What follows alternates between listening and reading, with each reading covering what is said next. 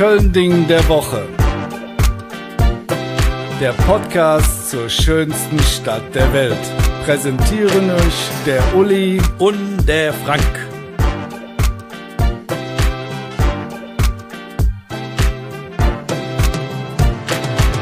Hallo liebe Freunde unseres launigen Podcasts. Mir gegenüber sitzt der einzige Tierforscher, der das fast ausgestorbene Thekenschaaf noch lebendig gesehen und erforscht hat. Mein Freund Uli Jimek. Mir gegenüber sitzt Frank. Ich bin ein armer Arbeitsmann Mausbach. Der Mann, der noch bis 1814 nur und ausschließlich in der Schwemme sein Bier trinken durfte. Und warum das so war, erklären wir euch später. Ja. Das Thekenschaaf, wer kennt es nicht? Viele Leute werden den Begriff, glaube ich, noch nicht gehört haben. Es ist der Beichtstuhl oder das Kontörchen in den Brauhäusern. Ich erkläre aber jetzt erstmal, wofür dieses Codewort nicht steht. Also das Thekenschaaf ist kein Codewort für Jetzumüffele, also zum Beispiel wie der halbe Hahn. Also ich hätte jetzt ja mal, gib mir mal ein Thekenschaaf oder was weiß ich was. Es ist auch nicht die kölsche Version von Sean das Schaf. Das Thekenschaaf ist auch kein längst vergessenes Ritual, um ein Opfer eines Lamms an Ostermontag zu bringen und schon gar keine eingekölschte Kartenspielversion des Schafskopfspieles. Und wo, mein lieber Uli, findet man dieses Thekenschaaf und vor allen Dingen, wo kommt es denn überhaupt her? Also, um das mal aufzulösen, jetzt wissen wir, was das alles nicht ist. Das Thekenschaaf finden wir in jedem ordentlichen Brauhaus. Jetzt wundert man sich, was hat denn ein Schaf im Brauhaus zu tun? Wenn wir es jetzt lesen könntet, würdet ihr sehen, das Schaf schreibt sich mit Doppel-A, also Thekenschaaf. Und dieses Thekenschaaf, das ist der Arbeitsplatz des Wirtes im Brauhaus. Wie gesagt, manche sagen Kontörchen oder Beichtstuhl dazu. Allerdings Sünden werden hier definitiv nicht vergeben. Das Thekenschaaf, das ist tatsächlich so ein kleines Büro, so ein kleines Kontörchen. Und von da aus hatte nämlich der jeweilige Brauer oder der jeweilige Gastwirt alles genau im Griff. Er konnte nämlich von da aus Kürbisse und auch die Gäste ganz genau beobachten. Um den Begriff Thekenschaaf zu erklären, lohnt sich ein Blick in den Wrede. So, der Wrede, die Schatzkiste der kölschen Sprache, das Ding muss man einfach im Schrank haben. Ist quasi der kölsche Langenscheidt, ne? Die kölsche Bibel, also da steht alles drin, was man wissen muss oder auch nicht. Ne? Dort lautet es, Schaf, ein Behälter, in dem notwendige Dinge wie Lebensmittel, Kleidungsstücke und dergleichen aufbewahrt und bereitgehalten werden, ist seit dem Mittelalter allmählich zu der Bedeutung eines verschließbaren Schrankes geworden. Und tatsächlich, der Kölsche benutzt den Begriff Schaf für einen Schrank. Da steht der Schaf, er spricht es leicht O aus, ne? Eigentlich wieder so, da steht der Schaf in der Eck, ne? Das ist dann ein Schrank. Ehrlich gesagt habe ich das noch nie in meinem Leben gesagt. Doch, meine Oma hat das immer gesagt. Ja, deine Oma hat das gesagt? Ja. Also ich kannte das Wort auch für Schrank, ehrlich gesagt, überhaupt nicht. Ich kenne nur du Schaf. Nee, das wird anderes. Das wird wieder das Mäh-Schaf dann. Ja. Wenn man sich jetzt ein Thekenschaaf genau ansieht, hat es tatsächlich die Anmutung eines Schranks. Allerdings mit gläsernen Fenstern und einem oder zwei Sitzplätzen. Und diese Fenster sind äußerst wichtig, denn der Wirt muss von diesem Arbeitsplatz aus alles im Blick behalten. Deshalb war das Thekenschaaf früher auch genau zwischen der Schwemme, das ist der Stehplatzbereich in der und der Gaststube. Warum war das so? Der Grundriss einer von diesen unzähligen kölschen Bierhäusern, der sah immer ganz besonders aus. Es gab den Eingangsbereich mit Tür und der eigentlichen Schenke, also sprich, da wurde ausgeschenkt. Dann gab es links, rechts davon irgendwo den eigentlichen Gastraum, wo man sich hingesetzt hat und auch bedient wurde. So, und genau dazwischen, mehr oder weniger in die Mauer eingelassen, war das Thekenschaaf. Das heißt, Schaf. Das heißt, der Wirt konnte beide Seiten ganz, ganz genau beobachten. Gaststube und vorne diesen Bereich, den man übrigens Schwemme nennt.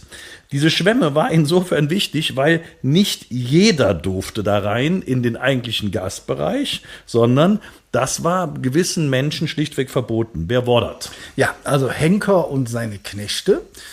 die Abdecker und auch die Stadtsoldaten. Das hieß auch heute, kein roter Funk dürfte in die Gaststube rein, weil das sind ja die Nachfolgen der Stadtsoldaten. Liebe rote Funken, falls ihr uns hört, demnächst nur noch Bier im Stehen. Ja, das habe ich auch nicht so ganz verstanden, warum jetzt die Stadtsoldaten. Ja, doch, die nicht. Stadtsoldaten, das waren schon üble Gesellen. Die hatten nichts am Riss und die hatten eigentlich auch nur irgendwie, haben sich nur von Öllig ernährt und die Gerüche von denen will ich auch nicht sehen. Also hören, riechen, das kann man schon verstehen. Das waren jetzt nicht so honorige rote Funken, wie das heute sind. Ja, also gut, okay, aber Henker und Abdecker, gut, das kann ich jetzt nachvollziehen. Ne? Das war jetzt nicht gerade die ehrenhaftesten Berufe, die man sich so denken konnte zu damaliger Zeit. Also wie auch immer, diese Personen durften sich nur im Hausflur der Gastwirtschaft aufhalten und mussten dort ihr Bier im Stehen trinken. Zwar wurde mit dem Einmarsch der Franzosen im Jahr 1794 dieses Verbot aufgehoben, faktisch setzte sich aber fort, dass je nach Klasse die Gaststube oder die Schwemme aufgesucht wurde. Neben der Einhaltung der Zweiklassengesellschaft, was für Vorteile hatte denn das Thekenschaaf denn noch? Wir müssen da jetzt mal mit aufhören. Der Wirt hatte halt definitiv alles 100%ig im Blick. Und von dem Thekenschaaf aus konnte er auf der einen Seite in den Gastraum gucken, auf der anderen Seite in die Schwemme und auch die Kürbisse sehen. Und die mussten immer an dem vorbei. Also wenn die von dem Schwemme, vom Bierzapfen in die Gaststube gegangen sind die am Thekenschaaf vorbei und dann konnte der genau sehen, was die machen. Und die Kürbisse, die hatten schon mal ab und zu ganz Jan ein Lappöhrchen gemacht. Jetzt fragen wir mal unseren vollkommen überbezahlten Tontechniker, was der Lappöhrche ist. Boah, da fragt ihr mich jetzt. Du weißt nicht, wann der Lappöhrche. Du weißt, was der Lappöhrche ist. Das ist eines der schönsten kölschen Wörter, die es Das gibt. ist wirklich schön. Ja. Was ist denn der Lappöhrche? Klär mal auf. Ne, es ist Schwarzarbeit. Oh. Ne? Ja. Also in die eigene Tasche wirtschaften. Es wäre ja denkbar gewesen, dass die Kürbisse einfach Bier auf eigene Rechnung verkaufen und dieses Bier dann sich in die Tasche, also das Geld für dieses Bier in die Tasche stecken und dann sich einen schönen machen. Allerdings ging das nicht, weil der Kürbis früher, der hatte so eine Art Markensystem kaufen müssen. Das heißt, für jedes Bier, was der rausgegeben hat, hat der vorher eine Marke gekauft beim Wirt und hat diese Marke dann im Thekenschaaf abgelegt und so wusste der Wirt genau, okay, der hat jetzt 5 Marken abgelegt, der kann jetzt 5 Bier mitnehmen. Deswegen kein Lappöhrchen mehr möglich. Der zweite Effekt war, der hat dann die entsprechenden Biermarken aufeinander geschichtet, der Wirt. Und so wusste der genau, aha, wenn das Türmchen so und so hoch ist, ist das Fass gleich leer. Und dann konnte man schon mal ein neues Fass ordern. Also ganz dumm war die ganze Geschichte ehrlicherweise nicht. Im Wrede steht übrigens dazu, se passe ob alles ob und mache häufiger, schichten die Röschelscher und Merkelscher aufeinander. Damit dieser Transfer dieser Marken auch relativ gut ging, sahen die Thekenschaafs ab und zu auch schon mal so aus wie so ein Fahrgartenhäuschen. Das heißt, man hatte wie so ein Schlitz und da haben die ihre Marken durchgeschoben und der saß dann auch nicht im Durchzug, der arme Wirt, damit der nicht krank wird. Ja, im Thekenschaaf wurde aber noch wesentlich mehr aufbewahrt. Also hochwertige Spirituosen, so Cabernet zum Beispiel. Also wenn das jetzt mal hochwertig ist, man weiß es nicht, aber ich trinke der halt ganz gern. Wurden von dort an die Kürbisse ausgegeben. Außerdem auch Zigarren, Essig oder Öl. Das ist ganz hochwertig. Gleichzeitig wurde im winzigen Kontörchen auch alles Mögliche für den täglichen Bedarf aufbewahrt. Also Essbesteck, Büromaterial, Schlüssel.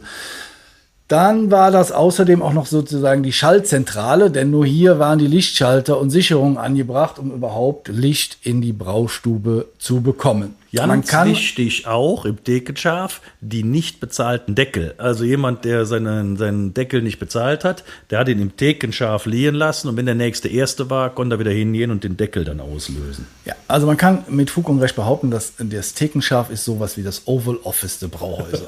Ja? Sehr schön, ja? Sehr schön formuliert, ja. Jetzt gab es da ja noch diese, ich nenne das jetzt mal Lobby. Ne? Also das ist ja auch so ein gesellschaftlicher Mittelpunkt. Ne?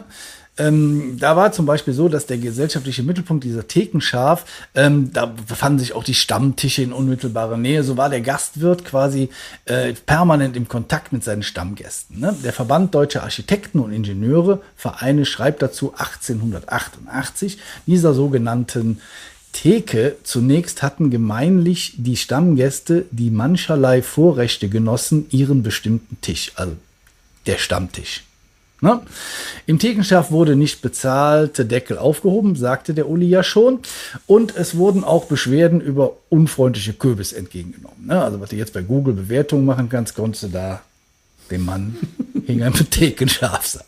Ne? Und, achso, es gab noch außer Hausverkauf, ne? Also Pittermännchen to go, ja, wird auch noch. Oder früher dann natürlich das Siphon. Ne? 2 Liter Bier abgezappt, mitgenommen, wurden auch von da aus abgerechnet. Wann nahm das denn alles, sag ich mal, sein Ende? Ja, das Thekenschaaf, die Dinger gibt es halt heute noch als bauliche Einrichtung, aber nicht mehr in ihrer Funktion. Elektronische Registrierkassen mit, was weiß ich, Bluetooth und allem Gedrisse, die machen das Thekenschaaf heute überflüssig. Die entsprechenden Köbisse gehen einfach zu dem Registriergerät, halten irgendein Lesegerät dran, Karte, Armbanduhr oder irgend so ein Pinökel und dann wird das direkt bei denen aufs Konto gebucht. Insofern können die damit auch kein Lappöhrchen mehr machen. Der Wirt als solches sitzt da auch nicht mehr den ganzen Tag, wie er früher gemacht hat, um alles zu beobachten. Also insofern, die Geschichte des Thekenschaafs ist quasi auserzählt. Es sei denn, im Krützje. Ja, im Krützje. Jetzt hast du mich. Achso, im Krützje kann ich da kann ich zu 2 Personen kann ich da drin sitzen. Das ist quasi ein eigener Gastraum. Ja, das die ist wie haben dann das Liebeshöhle. Thekenschaaf haben die dann quasi umgenutzt. Das gibt es zwar noch, aber die haben dann irgendwie da alles die Rümpel rausgeräumt. Und dann kann man zu 2 Mann drin sitzen, ist sehr gemütlich. Das gibt es übrigens in Peters, gibt es das auch. Und ich glaube, Im Unkelbach ist das auf jeden Fall noch genutzt. Ich meine, im Unkelbach ist es noch genutzt. Ja. Also es gibt auch welche, die tatsächlich noch benutzt sind, wie zum Beispiel im Sünder wird es noch benutzt oder auch in der Malzmühle wird es noch benutzt. Schön auch im Kölsche Bohr, das ist ja noch ein richtiges Büro. Wenn man da mal reinguckt, da sieht es auch so unordentlich aus wie beim Herrn Mausbach auf dem Schreibtisch. Moment. Ja, ich finde, das ist eigentlich schade. Ne? Das ist irgendwie so, dass im Endeffekt erinnere mich dazu, wenn du im Restaurant einen Tisch bestellt hast, da setzt du dich auch nicht direkt hin, sondern du gehst dir erstmal irgendwo hin und meldest dich an und sagst, hallo, ich bin der Uli, ich bin der Frank, wir würden gerne ein Bier trinken. Und dann kommt einer und gibt dir einen Platz oder du musst halt umgangen stehen, wenn du Abdecker bist. Wenn du Abdecker bist. So. Ja, ich finde das eigentlich schade, muss ich mal ganz ehrlich so sagen. Eine Frage bleibt noch. Oha, ob ich die beantworten kann. Ja, da bin ich auch mal gespannt drauf. Ne? Oh ja. Eine letzte Frage habe ich. Lieber Uli, gibt es denn das Thekenschaaf auch in anderen Städten? Ich habe mal gehört, dass es in einer Stadt nördlich von Köln, also noch nördlicher als Leverkusen, aber den Namen spreche ich nicht aus, auch Thekenschaafs gibt. Ja. Allerdings war ich da noch nie, ich kann da nicht mitreden, keine Ahnung, also das ist Hörensagen. Ist Hörensagen, ja. Also laut dem Hörensagen ist in dem altehrwürdigen Füchschen noch ein Thekenschaaf. Aber man weiß es ja nicht. Nee, das werden wir auch nie erfahren. Falls hier Leser und Hörer aus Düsseldorf sind, können wir ja mal. Ich hab's gesagt. Oh wei. Tut mir leid. Also, falls jemand das kennt, kann sich gerne melden. Wir lernen gerne dazu, nur vorbeikommen tun wir nicht. Ja, mit diesen launigen Worten über unsere Freunde aus wünsche ich euch noch einen schönen Abend. Vielen Dank, Madiot, und bis demnächst. Das war die neueste Folge vom Köln-Ding der Woche und ich hoffe, es hat euch gefallen. Wenn ja, folgt uns auf Instagram und Facebook und auf TikTok, da sind wir unter das Köln-Ding zu finden. Auch auf Podigy sind wir natürlich zu finden, weil es da unseren Podcast gibt. Und auf Spotify, Apple, RTL Plus, überall da, wo es Podcasts gibt.